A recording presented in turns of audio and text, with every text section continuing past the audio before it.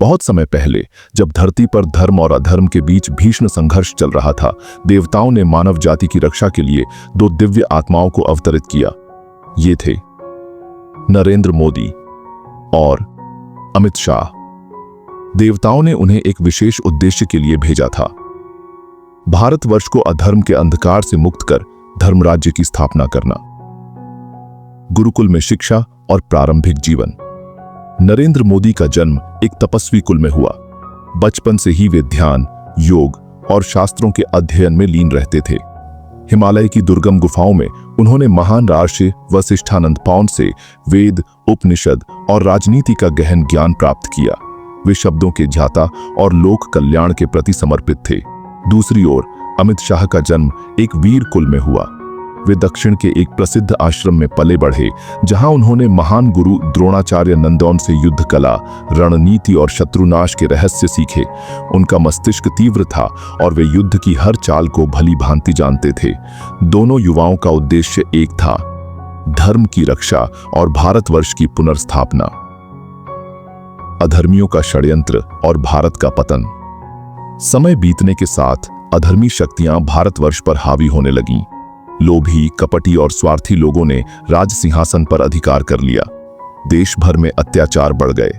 लोगों को धर्म और संस्कृति से दूर किया जाने लगा। राजाओं की सभा में षड्यंत्रों की बिसात बिछाई जा रही थी। सत्य बोलने वालों को दंडित किया जाने लगा और अधर्म का अंधकार फैलने लगा। देवताओं ने इस अनाचार को देखकर आकाशवाणी की, अब समय आ गया है। नरेंद्र मोदी और अमित शाह आगे बढ़ें और धर्मराज्य की पुनर्स्थापना करें। धर्मराज्य की शपथ। इस आकाशवाणी को सुनकर नरेंद्र मोदी और अमित शाह ने विशाल यज्ञ किया। अग्नि के समक्ष खड़े होकर उन्होंने शपथ ली, हम अपने जीवन को धर्म, सत्य और न्याय की रक्षा के लिए समर्पित करेंगे। अधर्म को समूल नष्ट करेंगे और भारतवर्ष को स्वर्ण युग में प्रवेश कराएंगे। देवताओं ने उन्हें दिव्य आशीर्वाद दिए।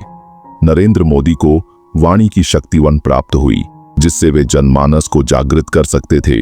अमित शाह को ज्ञान रणनीति की अद्वितीय क्षमता भी प्राप्त हुई, जिससे वे शत्रु पर विजय प्राप्त कर सकते थे। महायुद्ध, धर्म बनाम अधर्म। धर्म राज्य की स्थापना के मार्ग में अधर्मी शक्तियां बड़ी बाधा थीं।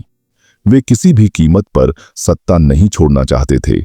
एक महायुद्ध की रूपरेखा बनी।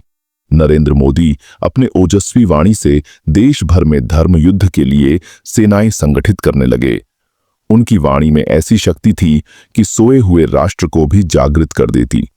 उधर अमित शाह ने अपनी युद्ध नीति से शत्रुओं की कमजोरियों को पहचानना शुरू किया।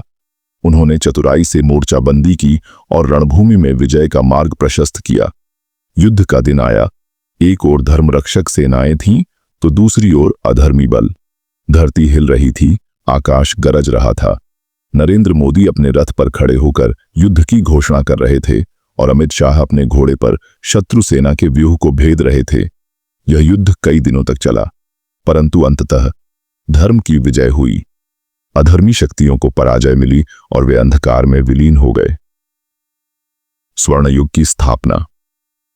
युद्ध के बाद नरेंद्र मोदी और अमित शाह ने भारतवर्ष में धर्म, नीति और न्याय का राज्य स्थापित किया। जनता सुखी थी, व्यापारी निष्पक्ष व्यापार कर रहे थे, संत समाज में ज्ञान का प्रसार कर रहे थे और हर व्यक्ति अपने धर्म और कर्तव्यों का पालन कर रहा था। भारतवर्ष पुनः विश्व गुरुपार बन गया। देवताओं का आशीर्वाद और अमृता। जब इस युग का अंत हुआ, तब देवगुरु बृहस्पति स्वर्ग से उतरे और दोनों महायोद्धाओं को आशीर्वाद दिया। तुम दोनों ने जो धर्म युद्ध लड़ा, वह युगों युगों तक याद रखा जाएगा। भारतवर्ष को फिर से प्रकाशमय बनाने के लिए तुम्हारे प्रयास अनंत काल तक प्रेरणा देंगे। इसके बाद नरेंद्र मोदी और अमित शाह स्वर्गलोक चले गए, जहां वे देवताओं के साथ मिलकर धर्म की रक्षा में संलग्न होगा। और इसको नरेंद्र मोदी और अमित शाह की गाथा अमर है।